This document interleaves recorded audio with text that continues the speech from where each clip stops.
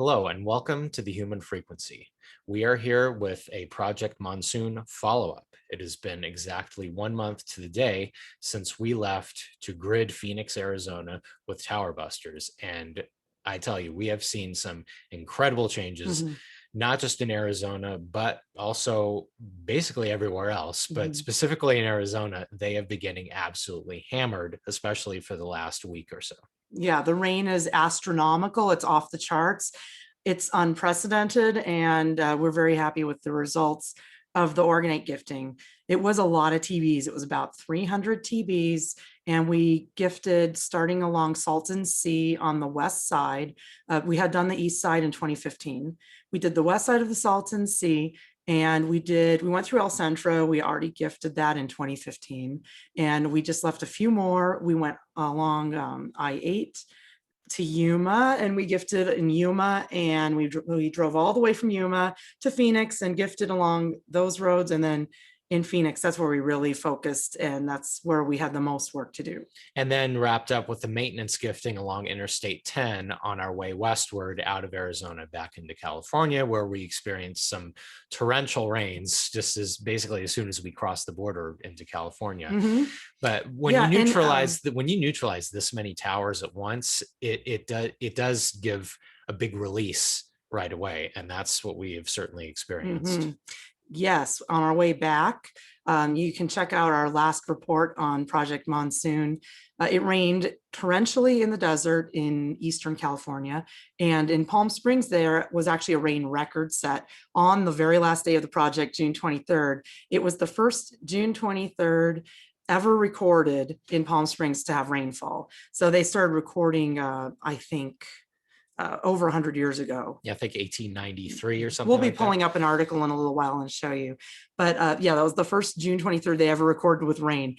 And we had been gifting for 4 days at that point in the area. Yeah, it was so nice to see the deserts getting the first rains because they need it the most there in Eastern California. Wilhelm Reich described that region as being the Sahara of North America. And when you drive through it, you know exactly what he's talking about because there is very little vegetation growth. There are sand dunes in a lot of those areas, especially approaching Yuma from the California side. It is extremely desertified. I also And think we saw melanor, which is a substance Wilhelm Reich observed. It's like a black powdery, kind of covering a black substance on the rocks. yeah, we saw that on our way back on Interstate 10. And another place that I'm very glad to see rain coming is the Sierra Nevada mountain range. We've seen quite a significant amount, but only showing up on radar. The news is not reporting on any of this, and No. we'll get to why that's happening later. But it's good to just observe with our senses and see the results of this work. And it's way more than even I had anticipated. Even here in the mountains in Southern California, we're getting rain. It's very, very rare to have rain here in July. And there was some yesterday. It was down the street from us, pretty much, not at our house. We had one recently that was here and not somewhere else down the street. They're very spotty. These are real monsoonal rains, and they drop a lot when they drop. So they're going to be sporadic, but they can come up very suddenly and they can drop a lot of rain.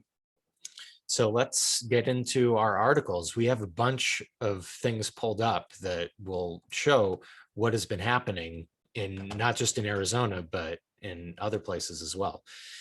So what do we have here first? Active rainfall and storms beat last year's monsoon season in Arizona. So we're very early in this year's monsoon Yes. season.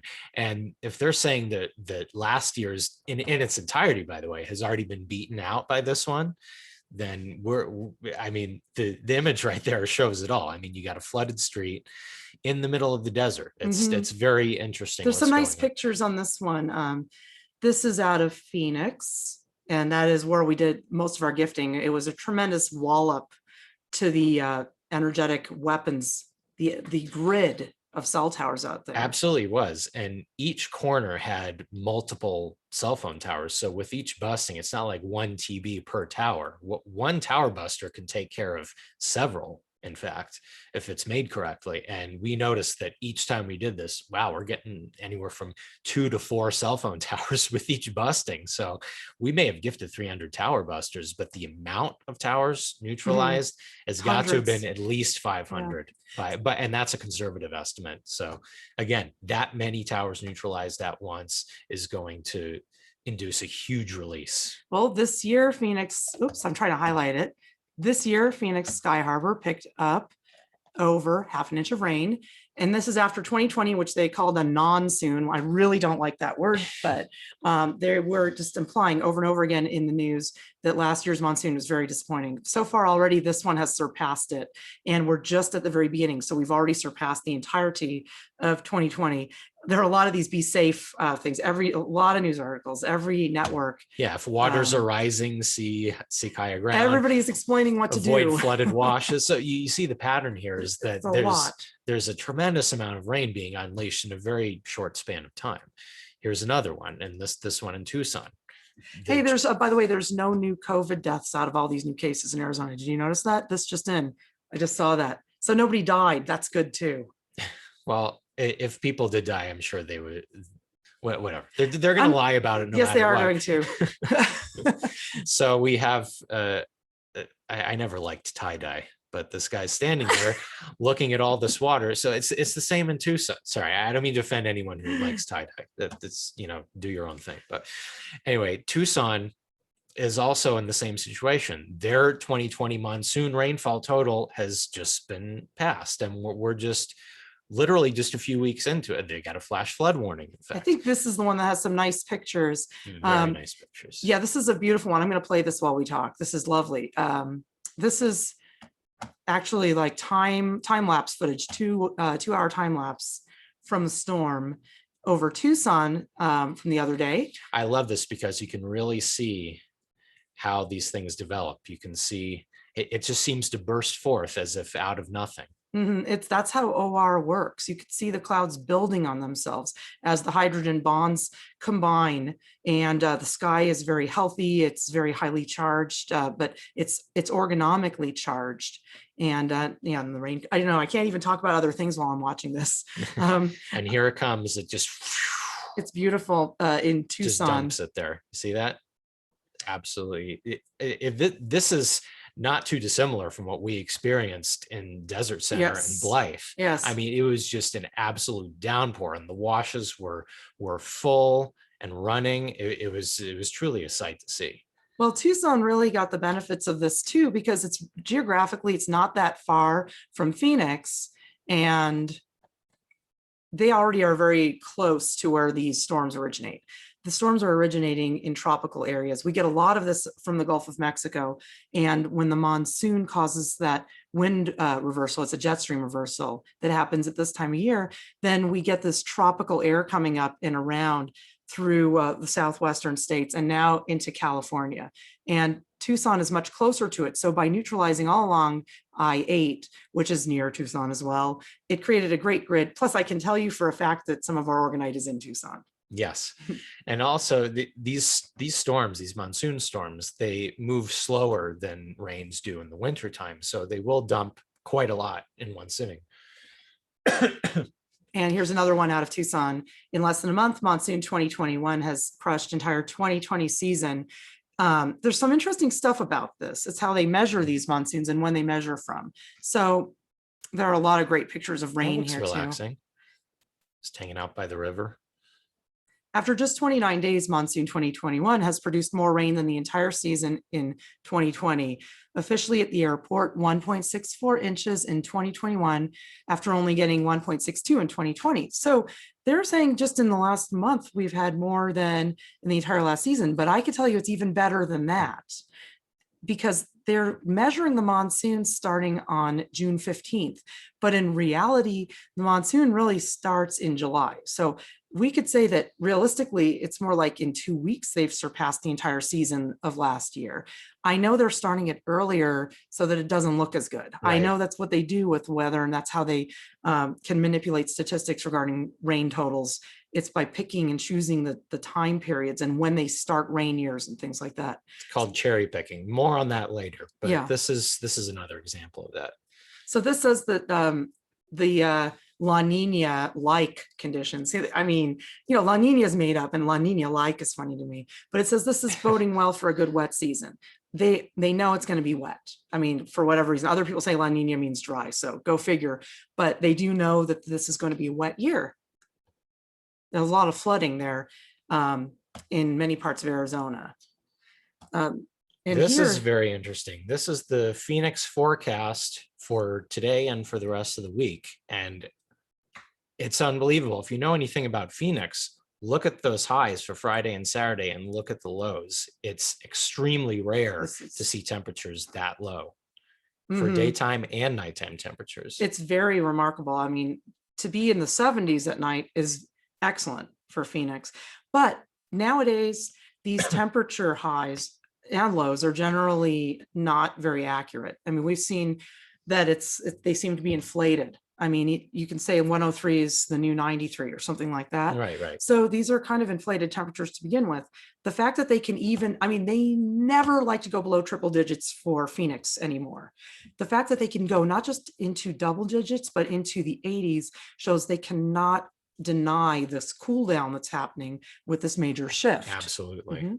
And the rain percentages too is another thing to note. Every day there's a percentage of rain though for Phoenix too. Yes. But I know what you're going to talk about is these percentages, right? They are strangely low considering what's actually happening. Right. They've been strangely low up here and then suddenly we get rain. So the percentages don't really mean that much. It's more just their way of determining whether they're going to put the little thunderstorm insignia here by the cloud. So it doesn't really mean that much ultimately. I think they like to not put that insignia there. Right. They do need to program the idea of drought. It doesn't matter if it's raining or how much it's been raining. They need us to always fear water shortages, and this is how they do it. There's some more good news out of Phoenix. This is from July 14th, and Phoenix had its coolest temperature since June 24th at 77 degrees. I love this because we were actually there the day before that on June 23rd, and it was slightly cooler than this.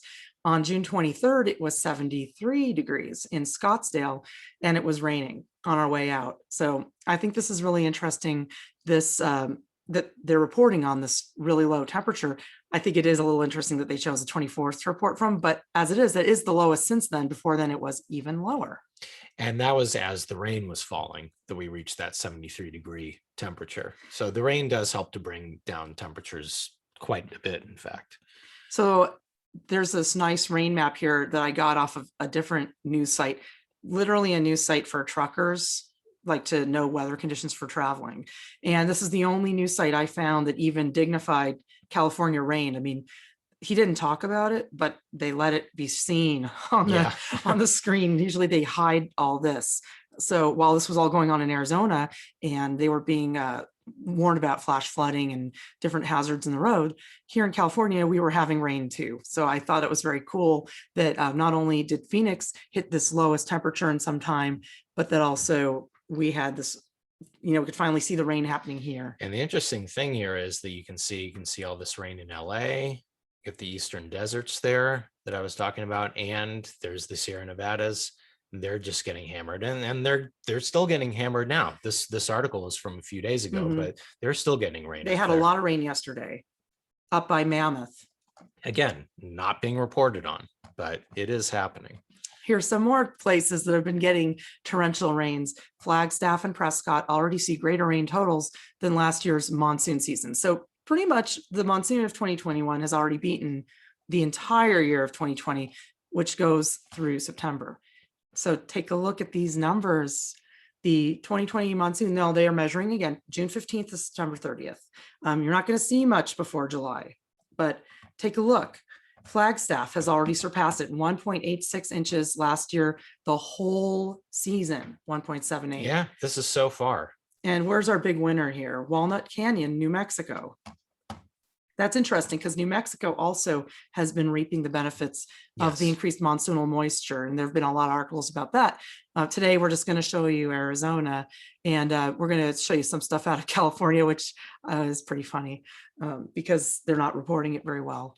Walnut Canyon got like 4 times more rain. Yes, and 2 other good ones are 4 inches. Seligman, which improved over an inch. Yep.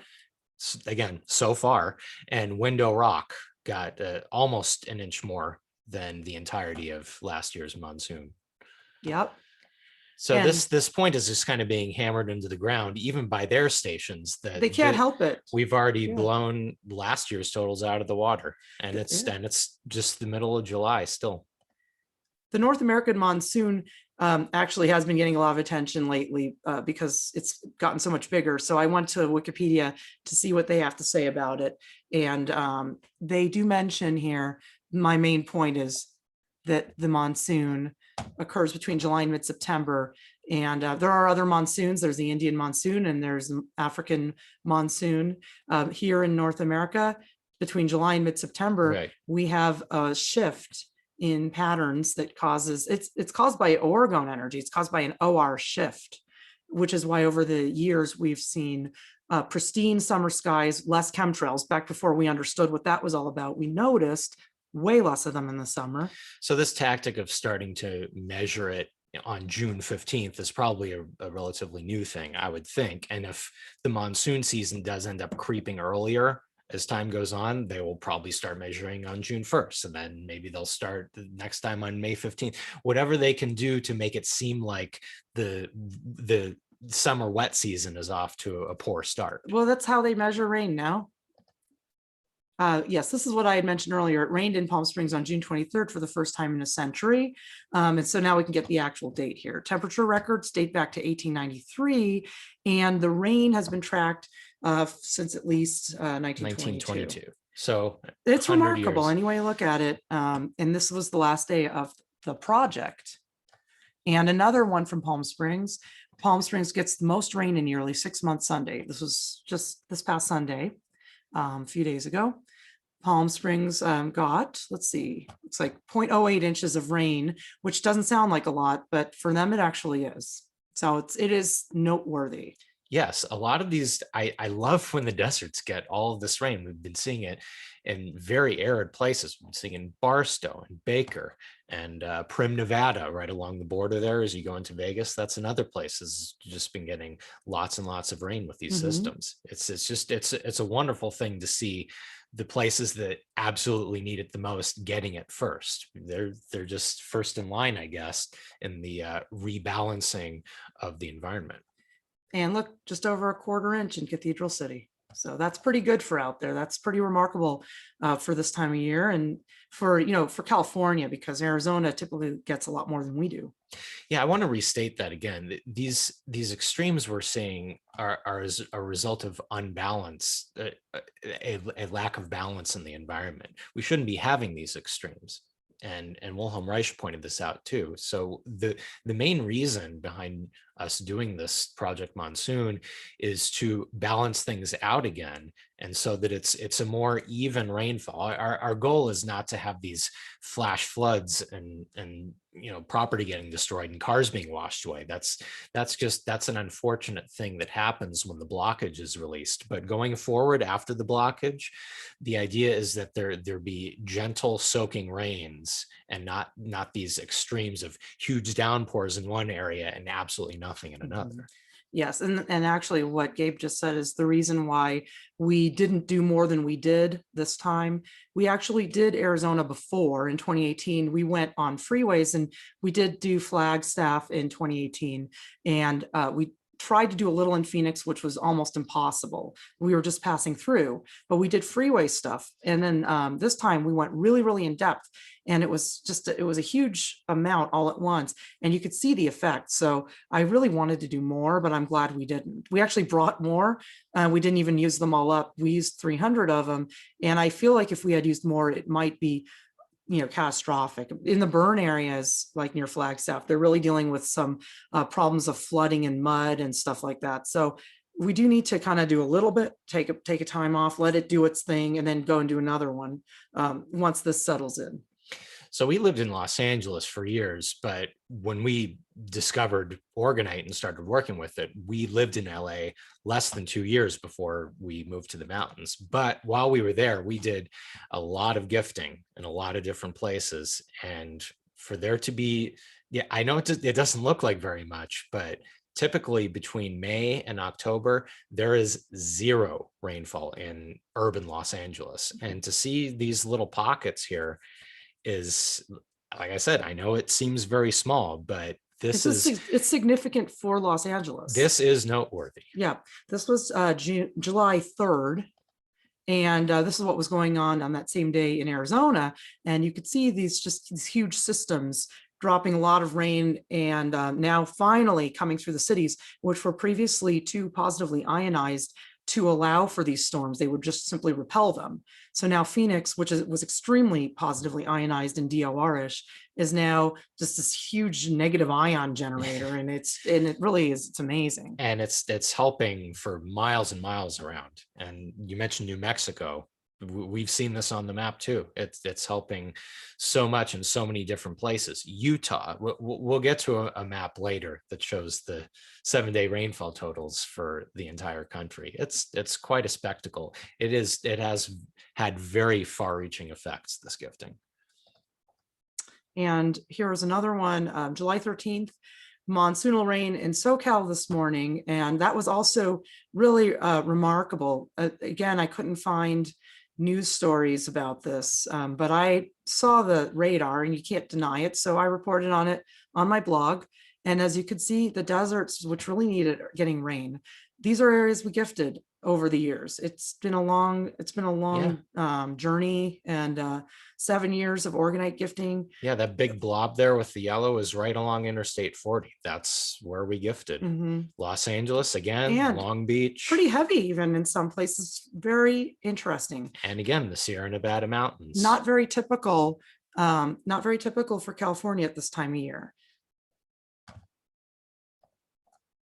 And I have one more. This is a very interesting one. This one here, let's see, I'm going to get down to it here. Okay, so the other day, July 16th, I predicted rain for Southern California. None of the news stations were predicting it. What we got instead was, and here you could see at the time that I predicted it, you could see that it was already raining cats and dogs in Arizona, as it has been every day since this project. Here where we live, we had a fire weather watch, almost no percent chance of rain. 1% is interesting. Nowadays, if you even see anything above zero, it means more than they're saying. But no rain really to speak of in the forecast. And you can see this teeny little 11% on Sunday. Oh, this is a little tiny here. This is a moving GIF from NOAA that shows the movement of the jet stream.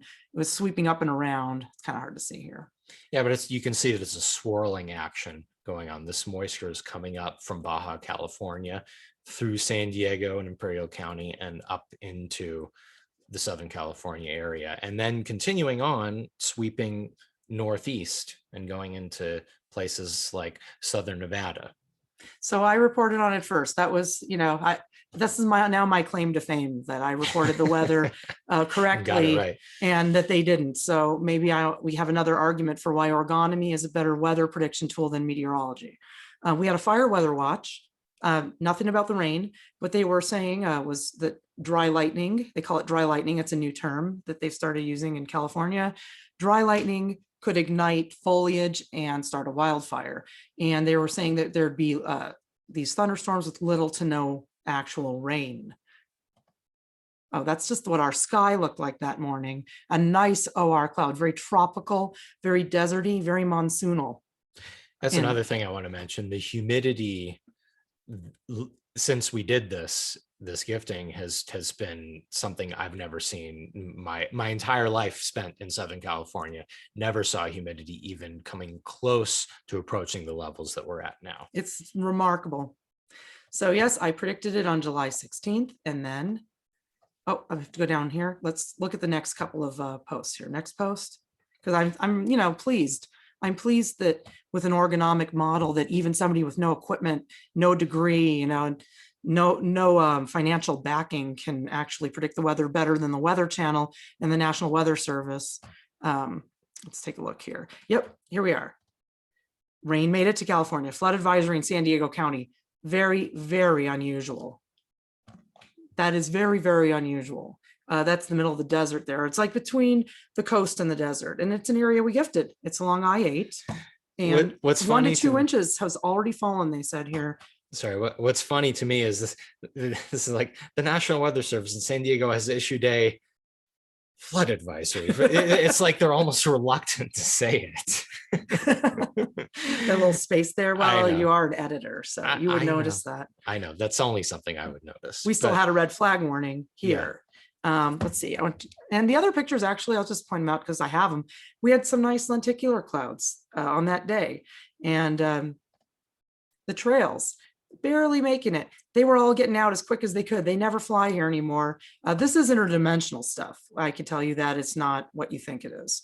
And you don't see them almost ever anymore here. Yes, but before rain, they desperately try to get out before it becomes too OR-ish for them to be in our dimension. Yeah, please check out the Chemtrail Myths Debunked on our website under the Orgo Energy section. There's a lot of, if you're new to this, that we've discovered some very, very interesting and unorthodox things, and maybe shocking to you. Yes, perhaps shocking. We found out that even the alternative media narrative is completely wrong on this. And again, we back up all of our findings with this evidence that we've been accumulating for the last several years. I did predict that next it would bring rain to Orange County and LA County if the system is strong enough. And the energetic dynamics here in Kern County show that thunderstorms were possible. And indeed, that we did have rain here, not over our house. I always get a little disappointed when that happens, but we could even see it in the distance. We could see the clouds dropping rain just a few miles from us. So let's check that out. Oh yeah, that's right. I got one more here. Next post. But this is what we had here. We just had beautiful OR skies. But we received reports of rain from around us. Really just a few miles from here, it rained significantly. Yes, it did happen. We just had beautiful, and again, pristine. you can see it when you look at the radar map. So even if the media is not reporting on it, you can just pull up that radar map, such as this one. So yeah, this was that day. We had the nice clouds, but look at this, Bakersfield. Who would have thunk it? In Bakersfield, beginning rain in the summer, that'll help the farmers. Santa Barbara area, I know they're prone to fires, so that's good to see all that rain there. Big Bear, I see, and Wrightwood area there by Phelan. Yeah. I know that they're prone to fires as well. So it's good to see all of these rains hitting areas that tend to get fires in the summer because hey, this is right where the fire by us was, right here. Yes, well, we'll get to that later. It's raining now. So having the ground getting soaked like this, even a moderate amount, will prevent the wildfires from starting. Okay. Oh, now we have gotten to this. The problems with the reporting. This is a whole other issue, is the problems with reporting on weather. I mean, nothing is being reported accurately, but it's not just because there's an agenda. There's two reasons this is happening. One is because there's this agenda that has to keep us in fear about climate change and drought and all this. But the other one is they cannot do it anymore. The weather changes have been so drastic with the orgonite gifting that they simply cannot understand it. But let's first talk about the propaganda aspect of it. That's very easy to understand. I think when you see this, it's kind of funny. I mean, got to get a piggyback ride through all this water because it's so subpar, right? Yeah, despite recent storms, Tucson's monsoon season expected to be subpar. I mean, this is off the charts. Actually, there is an article, I would have to find it. There's another article that's I've linked to on my blog, and I don't have it pulled up right now, that where they were predicting the monsoon season to be above average for Tucson and Phoenix and most of the southern parts of Arizona. So there you are. The media is contradicting itself, but check it out. This is a subpar monsoon. Let's see what else is subpar about it. Oh yeah, see, flooded bike path. That looks pretty subpar to me. Oh yeah, yeah, decades long drought, but Yeah, it's just, Oh, and we you'll have any see more this, pictures? Ah, this one's cool. you'll see these contradictions often in the same paragraph that will So contradict themselves. So yeah, let's take a look at this. This is normally a dry wash, they say. let's see if we can play it. And if we give it just a moment, I think it'll play. It's very good to see when all this happens. Yep, there it goes. And so that's normally a dry wash. This is a very exceptional monsoon. It's already surpassed last year's, which was, I would say, not an exceptional monsoon. But anyway, that's pretty. Yeah, So lovely pictures. yeah, that's what we wanted to share about that. So just to keep in mind, the media is not reporting it properly. Let's say we do a Google search. I did a little Google search to show you what happens here. I typed California rain, news results, tools, sorted by date. So first I get something that's not about rain. Yeah, you get tools right there. Worsening climate extremes and failing infrastructure, California wildfire updates, California fires, more fires, and in Oregon too. Look at this, fires in the West balloon in size amid heat and drought. Somehow the heat makes the fire, I don't know, it's like 99 degrees and somehow that fuels a fire. Central California drought. Nothing about the rain. What about all the rain? You can see, look again, you look at the radar, you it. can see how widespread it is. There's no reason that they should not be reporting on it, except that it's like they don't want it to get out. They don't want it to get out yet. If you look outside, you can see it. However, I don't know if people are even looking anymore, because people still talk drought all the time, just regurgitating all these stories. But in reality, we have seen some remarkable changes. And this is getting me to the next point, which was that, yeah, on the one hand, they've got an agenda to raise water rates and to create fear and all this and scarcity. But on the other hand, they can't even do it anymore. I found this article here. Can climate models handle current extremes? This is very interesting. This one is out of Minnesota. They do claim that Minnesota is in a drought. And I swear, if you look up any state, you'll see it's in drought. I mean, the drought monitor is everywhere now. It's insane. So a fictional drought for a fictional state. Yeah, we did a story about that a couple of videos ago. So here's Minnesota. It's burning up like everyone else, but not in reality. It looks like a question mark, the little red thing. It does actually. Well, the meteorologists have many, many questions and they're unable to answer them. So I'm going to get to the part of the article that I want to share, because this is the important part here. Can climate models handle current extremes? I'm going to read a little bit of this and then explain it, because there's some truth in here and some lies in here.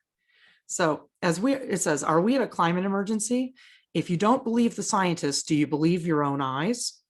We've always had extremes, but a heat dome capable of 121 degrees in British Columbia and staggering flooding across Europe has meteorologists scratching their heads in wonder. There's so much going on here. Are we in a climate emergency? If you don't believe the scientists, do you believe your own eyes? Your eyes can tell you, if you know what's going on, that there's a major energetic shift going on the planet and it's affecting the weather. And the weather is going to have to change with changing energy. But this is only if you understand orgonomy. This is the problem with meteorology right here, is they're never going to be able to understand what this is.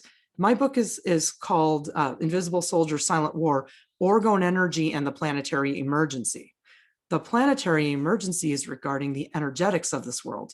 And the meteorologists can only look at it in terms of climate, but climate can only be explained energetically. So that's why my book says, and Orgone Energy and the Planetary Emergency. Yes, there's an emergency. It's true. It's just they don't understand it and they're attributing the wrong things to it, so we can never fix it. Precisely. And again, right off the bat, you've got truth mixed in with lies.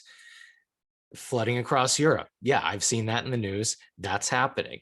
121 degrees in British Columbia did not happen. That's impossible.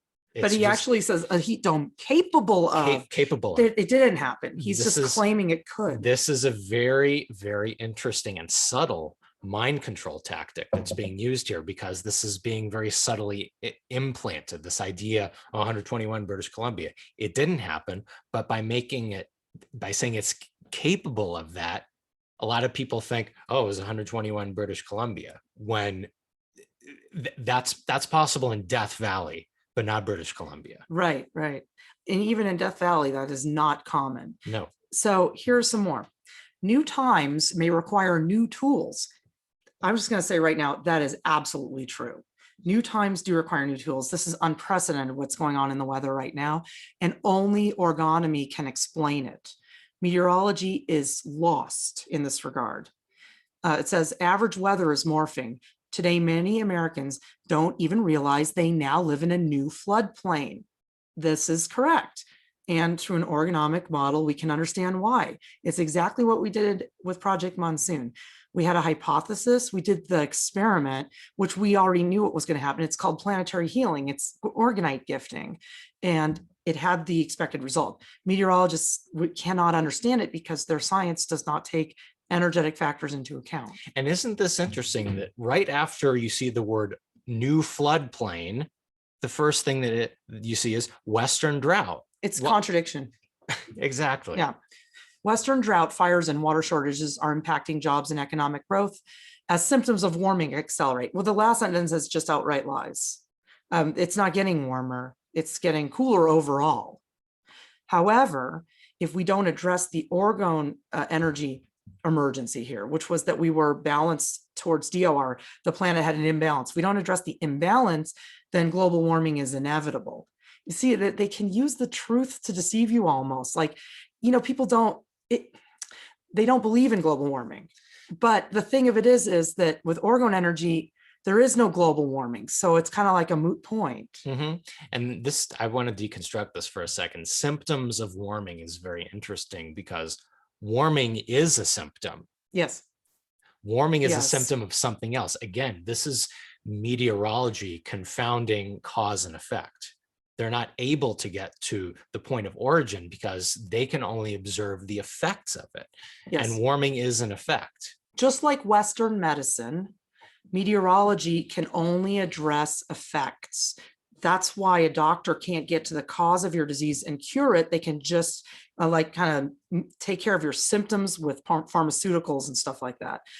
The Western medicine pretty much just takes care of symptoms. Meteorology only discusses effects of weather, yes, not causes. And actually, we cannot continue to just report on weather. We need to repair the weather. So orgonomy is our way of being able to repair it. And then we can explain what happened so you can repair yours too. I mean, this is a huge amount of power in the hands of the humans of Earth. And that's another thing they don't want. They don't want us being able to take care of Why do you these. think orgonomy has been suppressed for so long? Because anyone can take control and restore. This is about georestoration. This is not about altering the weather. That's already been done. This is georestoration. This is bringing it back, restoring it. And the next two sentences are totally true.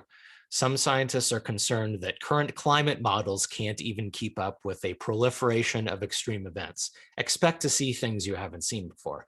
Absolutely. That's all true. It's true. The climate models can't keep up with reality. So why are we using defunct climate models is my question. Oh, well, why are we using climate models? Why aren't we observing and taking scientific data? Because climate modeling is not data. It's what I think they're doing is, because I know that meteorology cannot predict weather. And I don't just know this, Wilhelm Reich and his associates knew this as well. And this was written about in one of the core volumes from the Oregon Institute. Meteorology will never be able to forecast weather. They said this back in the 50s. You need orgonomy to do that. Meteorology can only look at effects, but they do not know how to predict because they don't understand the cause. Warm air and high pressure is not the cause. They say, well, high pressure is the cause of warm air. That's what I'm trying to say. High pressure is the cause of it being warm. No, whatever they're calling high pressure and the warm air are both effects of the same thing. These are all orgone energy shifts in the atmosphere, and that governs all weather. It governs all rainfall and times of drought, everything.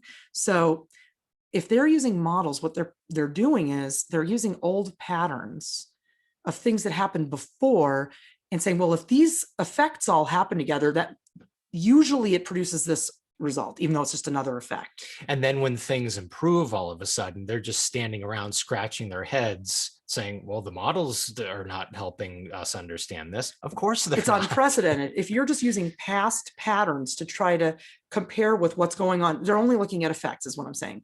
You're looking at a hurricane of the past and things that happened before it. And then you're looking at things happening now and saying, oh, it looks like a hurricane might form. You're only doing it based on these after effects. You can actually avert the hurricane altogether by healing the energetic imbalances of the earth. It's a very high concept. Meteorology cannot handle it because it's a very antiquated science and it's a very restrictive view of weather. All right, so let's finish up this silly article. I think we're done here. This is the only part I want to read here. Well, it does say no widespread relief of drought anytime soon. Well, of course it's going to say that, but I love this blob of smoldering air. Like, that's the scientific term for it. Wets are getting wetter, dries are getting drier. I miss average. I don't. Excuse me, are you 8 years old? What kind of language is this? I miss average. First of all, dries are not getting drier, dries are getting wetter. Wets are also getting wetter. This is georestoration. We've said this, got to be 100 times by now. This is what happens when you correct the imbalance. Remember I said earlier, we're correcting an imbalance in the atmosphere. Yeah. And when you correct that imbalance, which anyone can do, then everyone benefits. The landscape benefits, all the plants and the animals benefit, and the humans do benefit. Okay, I have a couple of things. I want to talk just a little bit about how they're reporting drought in California. Well, what I'm trying to do is I'm trying to find rain articles day after day. And every time I look up rain, I get things like this, which it doesn't tell me anything about the current rain, which has been falling every day in California for the past several weeks. But Kern River at lowest water level since 2014.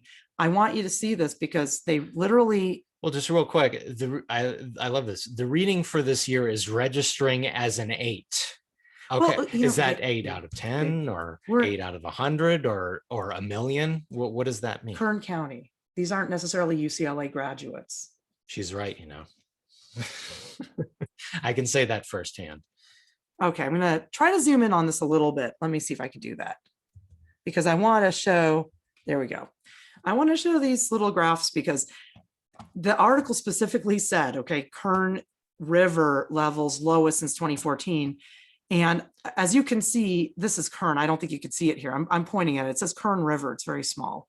2014, 2015, 2021. It was lower in 2015. They're saying it's the lowest since 2014, and their little graph directly contradicts it. Right there, right. It's the contradiction is right there. It got worse, it got better.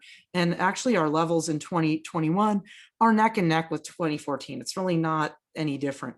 And in fact, many of these rivers throughout California, some of them are lower than they were a few years ago. Some of them are higher.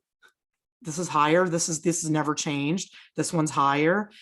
It's just all over the place. So these are the kind of things that I get every time I look up California rain. It's very frustrating. And another thing to keep in mind is that some of those rivers are dammed. And I don't mean they're that cursed. The wadis will run dry because of the sins of mankind. That's a separate issue. But no, I mean that there are dams in place set to restrict inflow into these man-made reservoirs. So you can't exactly take that at face value either. So by the way, this is my blog somewhere under the Kembo. I started this blog back in 2013, and this is where I do my daily reporting. So, I mean, I have the website, thekembo.com, but if you just go to this blog, which you can get to through the site, you'll find my reports. And I liked this one. There was an article that had a moving GIF of these 3 drought monitors flashing, boom, boom, boom, and fast. So it's hard to really know what's going on, but it does show worse every year. But what's going on here, and I want to point this out. This is an article I wrote, how the media cherry picks data to create a false reality on drought. This is from July 8th. And I'm going to show you the pictures. So what they've been doing, and by the way, this was after a phenomenal winter.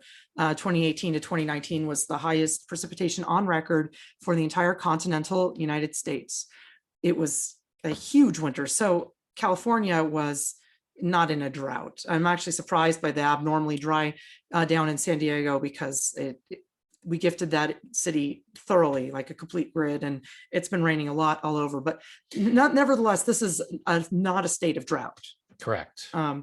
So what they've been doing is they don't report a year's worth of rain from January 1st through December 31st. They have other ways of doing it so that they can kind of pick and choose to make it seem drier. Like they'll start the water year on October 1st. If you report on the water Our year, anniversary. that's true. That's so nice. So our anniversary is the water year, which is, I guess it's meaningful to us. But actually, I don't really like the whole water year concept, because they No. should start actually measuring January 1st every year. But if you start measuring on October 1st, it doesn't really rain much until the end of November. So it makes it look like, oh, we got off to a bad water year, you know? And then now they have a new one called rain year. They start that on July 1st. July 1st, right. So July 1st to June 30th. yes, right, the rain year.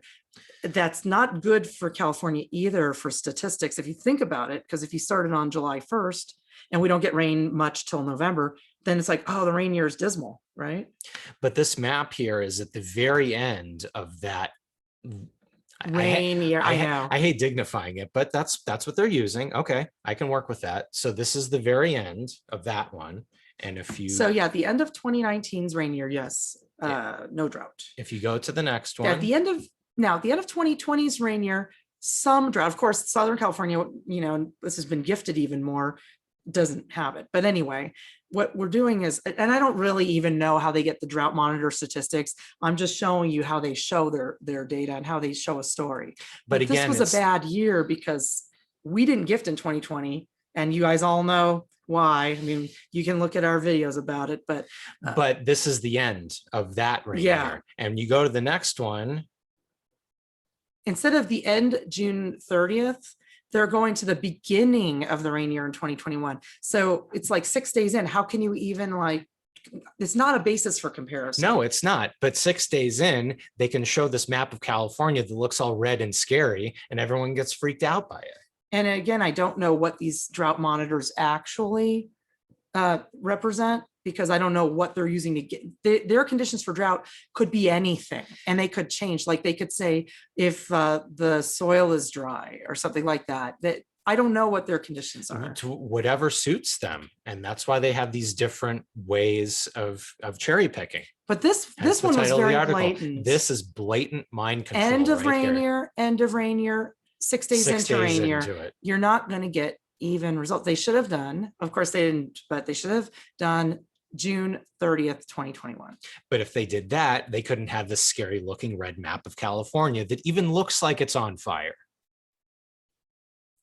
I'm going to go to another one.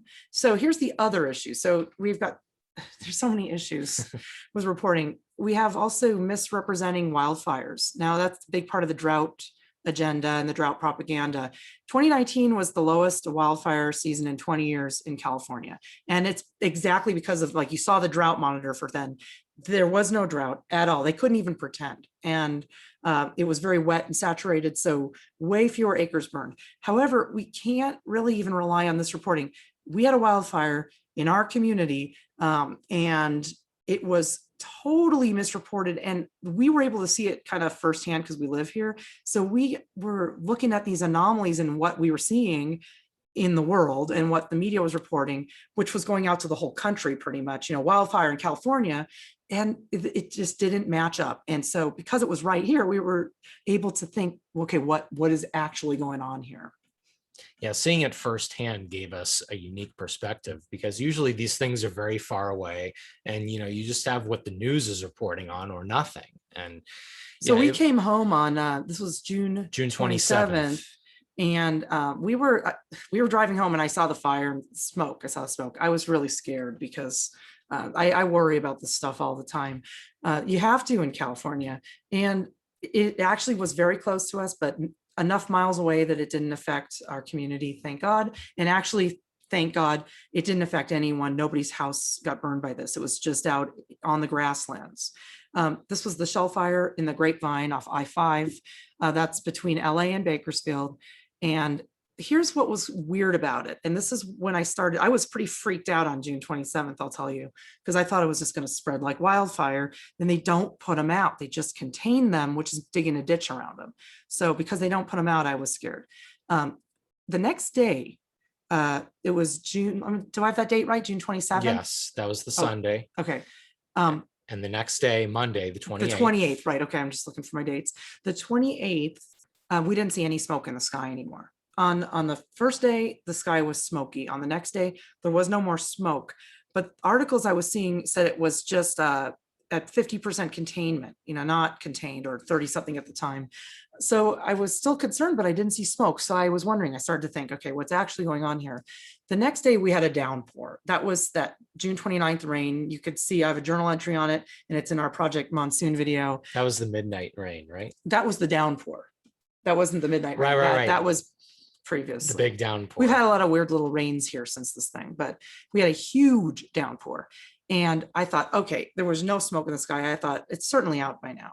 So this is when I started to really think something was weird, because I kept looking it up and it wasn't out. It said shell fire now at 50% containment, nearly 2,000 acres burned. But then I see shell fire at 75% containment, nearly 2,000 acres burned. Shell fire at 85% containment, nearly 2,000 acres burned. How come it's the containment's going up, but gradually?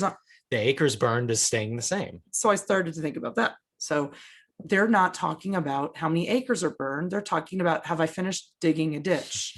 I think because it's a bureaucracy and government stuff, they have to finish digging the ditch or something in order to declare it contained. They don't say extinguished. I don't see the word extinguished in any of their articles or anything. So it did end up, and it was even a little weirder yet. Nobody was reporting on the end of this fire. So I was left with this 85% containment, and our local newspaper, let's see, can I click on this thing here? No. Kern County Fire Department has not provided updates on the shell fire. Now listen to this, because they were not declaring it out, and none of the major news stations, we couldn't find any information yet. We live here and it didn't seem like there was a fire. Kern County Fire Department has provided no updates on the shell fire since June 29th. This was on July 6th. A week ago. A week ago. They have not provided any updates since a week ago. There was no final report provided to confirm that fire was put out. The last report put containment at 85% for the fire that had begun, that had been burning on Tijuan Ranch. So even our local newspaper was unable to report on a conclusion of the matter. After July 1st, they had no more reports. And then finally on July 6th, they reported that they didn't get a final report. And then I see if I can still see the article. They did finally report the incident completed the next day, because I'm sure because of their newspaper article. They said something made it look bad. And then let's see if it's still available here. Okay, incident completed. The shell fire is 100% contained. So, but again, no mention of being extinguished. But I will also add this note here. Kern County Fire Department has confirmed that the shell fire is 100% contained, and the final acreage is 1,984 acres burned. This is where it was since it was at 50% containment. So it never burned more than that many acres, yet they hadn't been able to declare it contained. And it just gets me wondering, do they literally have to dig a ditch around the whole fire area, even if the fire is out? I don't know. It's probably whatever the rules are. But you have to start thinking about this wildfire reporting. It's all just a bunch of mind control. I live here. There's no smoke after the first day. And yeah, it was pretty big. 2,000 acres is not good, but I also can't confirm the acreage burned, and it didn't affect anybody. I think that's really where. But we can see when there's no smoke in the air. Yeah, that we can see. Are we done sharing screens? I think so. Woo! That was something I don't do a lot of that. Well, okay. these media sources are all right about one thing and one thing only. This is all new. It's all something that no one has ever seen before, and completely unprecedented. So truth mixed in with lies, but they are right about that. just Yes. but for the wrong Yeah, reasons. this is completely new. And I understand that meteorologists are scratching their heads. I mean, we expect that, but it's too bad that orgonomy is so suppressed. That's all I can say. I wish that people understood the causes of weather, and also they understood this thing called climate change, because it is a reality, but it's not what they'll have you think. So when alt media says it's not happening, or somebody says, well, it's a lie, that's also true, but it's not 100% true. Yes, global warming, as they explain it, is a lie, but when there's a high DOR environment and it's positively ionized, it will be warmer. So it is actually, global warming is another effect of the energetic imbalance where it's weighted towards DOR. And by ORizing, which is what we've been doing with orgonite gifting, it flips the balance. I do believe that with this last one at Project Monsoon, based on the news I'm seeing and based on how I'm feeling in regards to the sky and the earth around me, because I do pick up on the energy of it, and based on the extreme clarity of the sky, I do feel that this Phoenix project was one of the bigger shifts, maybe an unprecedented shift in itself, that tackling that deadly energy center and flipping it and turning it into a life energy generator. I mean, I think this might have been one of the biggest things to happen yet in orgonite gifting since it's begun. So Certainly, it's astonishing. my primary hope through this whole thing has been to have these positive weather changes just extend further and further around the country, and indeed around the planet. And of course, my hope in this is that other people will see the effects of this and start to do just a little bit. Make orgonite, gift orgonite. It's a huge difference. You'd be amazed. Just a few tower busters in your town makes an incredible difference. Yeah, I get emails from people who literally just get 5 TBs from us at a time, do some stuff with them, and then get back to me and say, it rained, it was amazing, it changed the weather again. And some people are going into really amazing places too with them. Like I did get a report from mountaintops. I know somebody who gets orgonite from us sometimes, and he does the hard work. He goes up to the mountains, and going to mountains, we've done it too. It's very difficult. A lot of time when we're on these big missions, we can't do mountains because we have to grid. So I'm always happy to hear that. Everyone has their own creative way of doing it in a way that is comfortable for them too. If you like hiking, that is a great way to do it. If you like taking a long trip, that's a great way to do it. There's so many ways to gift orgonite, or just gift your own community. So we do have a video on how to make tower busters. Go to the Oregon Energy section of the site. You can go to thekembo.com and click Oregon Energy for those tutorials. And if you appreciate our work and you like that we're gifting orgonite and want to help us continue doing so and continue putting out this educational content, please make a donation or support our shop. Any tiny bit helps, seriously. It's hard work, and we do appreciate your help and support. And we also appreciate your nice emails. Thank you for the moral support as well. And thank you also once again to everyone who has donated thus far. It made this gifting possible, and we hope that it will make future giftings possible as well. Thank you so much for listening. We will see you again next time.